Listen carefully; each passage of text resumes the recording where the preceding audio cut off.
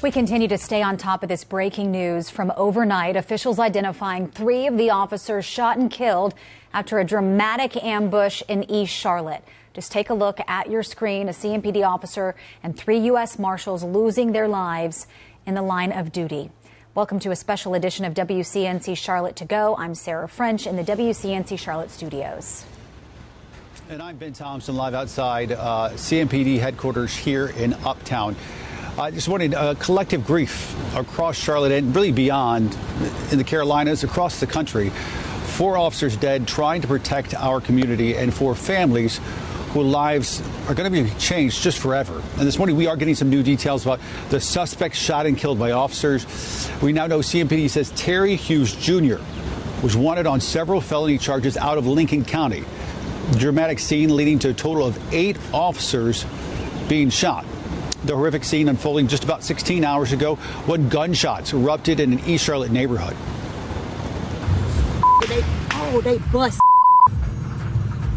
Oh my God. The scene leading to major road closures, modified lockdowns for students and families left sheltering in place.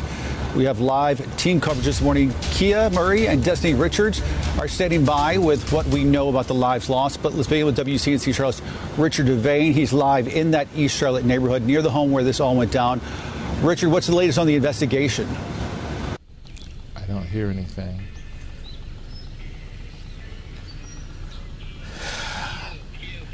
Okay, you're talking to me. I'm sorry, guys. I don't have IFB, so they're telling me to speak now. I will speak. I'm right up the street from where this incident happened yesterday.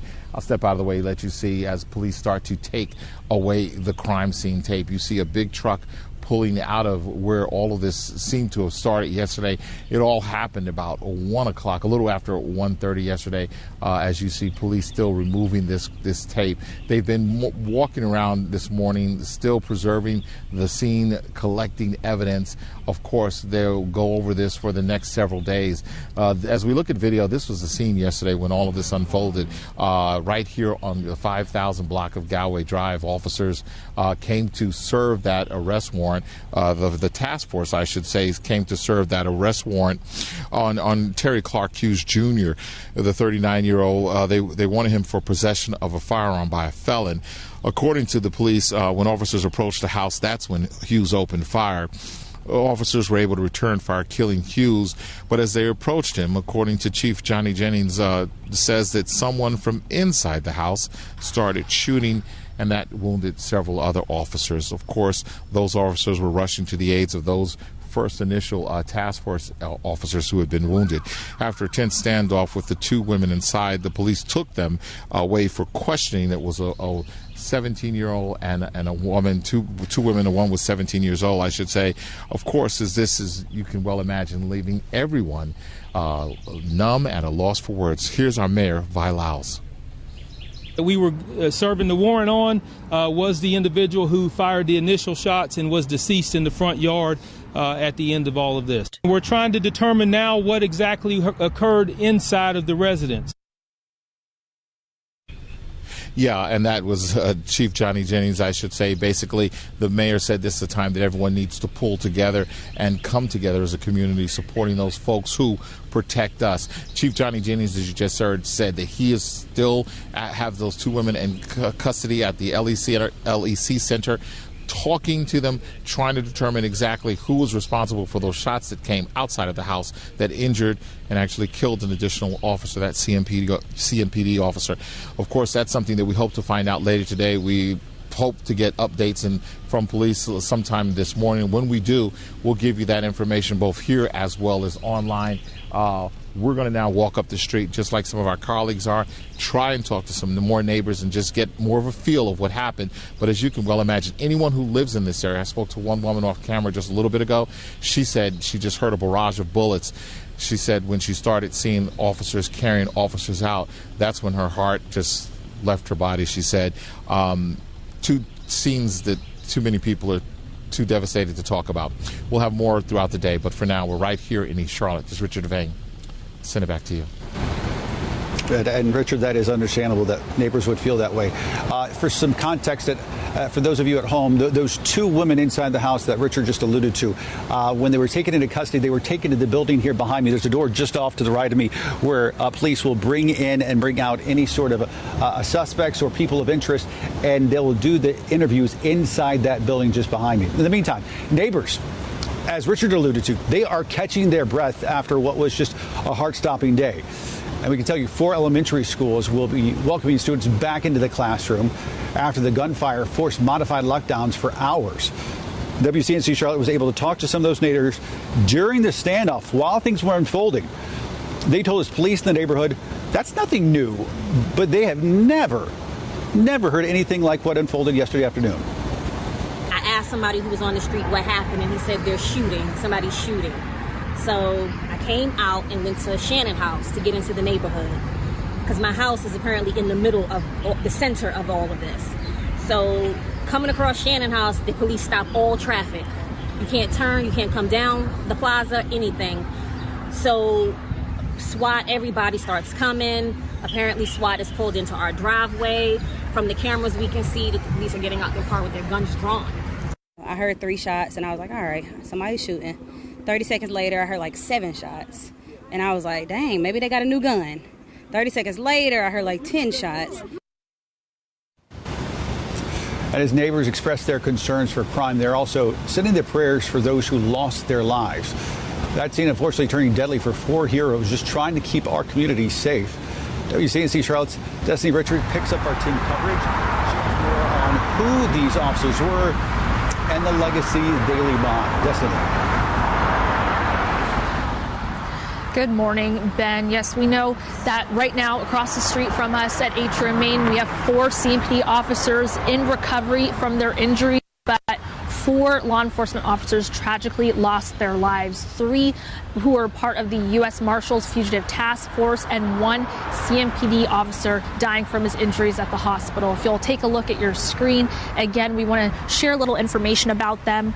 Alden Elliott was a 14-year veteran with the North Carolina Department of Adult Corrections.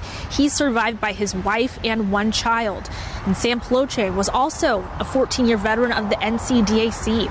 He and Elliott were both full-time members of the U.S. Marshals Carolinas Regional Fugitive Task Force. Ploche is survived by his wife and 2 children. Another U.S. Marshal who died has yet to be identified, but late last night we learned CMPD announced that Officer Joshua Iyer died at the hospital from his injuries in the shooting. And Officer Iyer worked with CMPD's North Tryon Division for 6 years, and he is survived by his wife Ashley and a 3-year-old son. CMPD recently awarded Iyer with an Officer of the Month award for April. Chief Johnny Jennings acknowledged that at a press conference last night, saying he dedicated his life to protecting the community.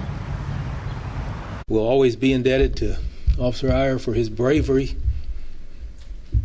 and his sacrifice for this profession. I ask that you will keep him and his family and all of the others that fell victim this afternoon. Keep everyone in your prayers.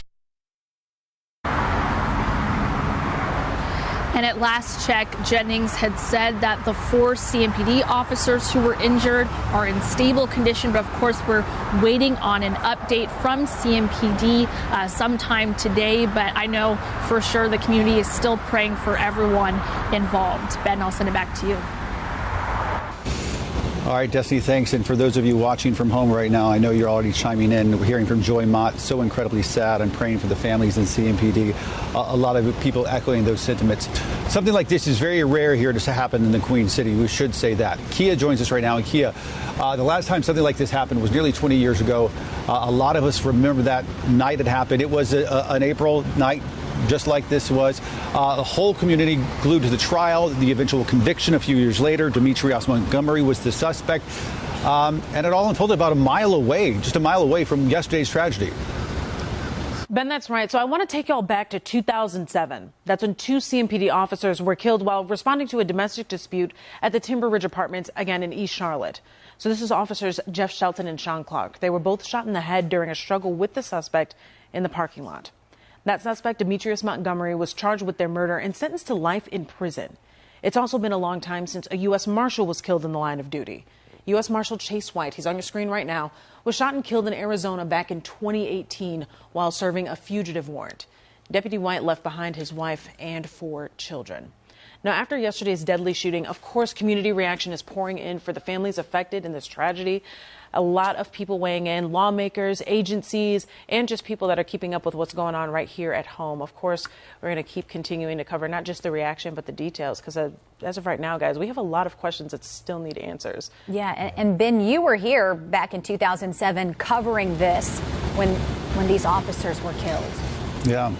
Yeah, it was, I believe it was a Saturday night. I'd just gotten off the anchor desk and then got called back into work, and we were on air all night long into the next morning.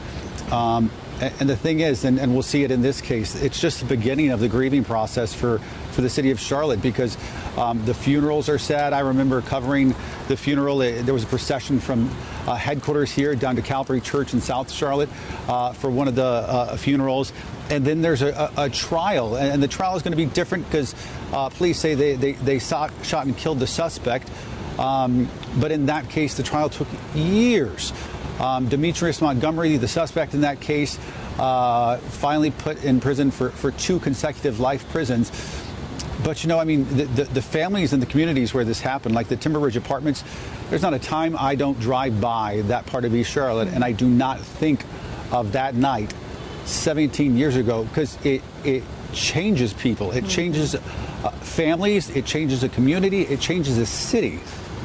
It's a context like that. I think we have the benefit of longtime reporters and anchors here. Richard, Ben, Larry, you guys are all here to see some of that unfold. I didn't know that East Charlotte had that kind of history. Yeah, where that is, actually, Timber Ridge, many years when I first came to Charlotte, I lived like a block away from that. Oh, wow. So it was like, and then Rusty Israel is one of our directors here, lived in that area, so we know the area very well. But if you go back to 1993, this is back when I used to work in the evenings here, there was a terrible incident only a couple miles from the station, right off of West Boulevard and Billy Graham, in a project called the Boulevard Homes.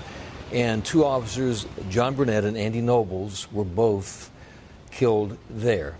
They were chasing after a suspect. He got a hold of one of their weapons and shot both of them, and they died. That was 1993. So it has happened before. And if anyone who's driving in that area today, if you see Burnett and Nobles Avenues, they run together, named after those 2 officers over off West Boulevard and Billy Graham Parkway. So it has happened before. It's such a tragedy. I mean, these officers go to work every day, and you don't know whether you'll come home or not. And that's what I think makes this one so different. Because, I mean, if you think those are incidents that are, I don't want to say far and few, because either way, it is dreadful and tragic what happened. But I feel like we cover a lot of officer-involved shootings. It's usually the suspect that is losing their life. And this is what makes this so different, not just because of the mass casualty, but because this isn't what we see, the people in uniform that don't make it home. Right. It's so sad. And as Ben was saying, you know, when you cover something like that, it is so sad. Yeah. And Ben was there. Was at the funerals, right, Ben? Yeah, that's right. And I think about at the time, I think both of them were young fathers. So they have there are children involved in this who are now adults, who have lived their lives without that father in their life. It's profoundly sad. And you think about all these people went into work yesterday, and granted, these people, they know that they have dangerous jobs. They know that that's part of the deal. Their families know that. But to know that they went in thinking they were going to have a routine day, because so many of these things never get coverage because they go as planned, and they arrest a person or they take a person into custody, and it all goes to plan. But this is a reminder for all of us of the threat that these officers face on a daily basis when they head into scenes like this, and they don't know what they're going to get. Yeah, we're definitely so thankful to all of our officers, first responders, veterans that are putting their lives on the line, the brave men and women sacrificing for us to have safe communities and a safe place to live every single day. Of course, we're going to continue our coverage. We're keeping these officers and their families, the department, in our thoughts and prayers as well. We're still waiting on that 4th officer that died, his name, that U.S. Marshal. Exactly. But we'll continue to give you the latest updates today and throughout our next broadcast as well as we continue this tragic story. Ben's going to join me back in studio for the midday show. Ben, thank you. And we hope you join us for our broadcast at 11:30, and we'll see you back here online tomorrow.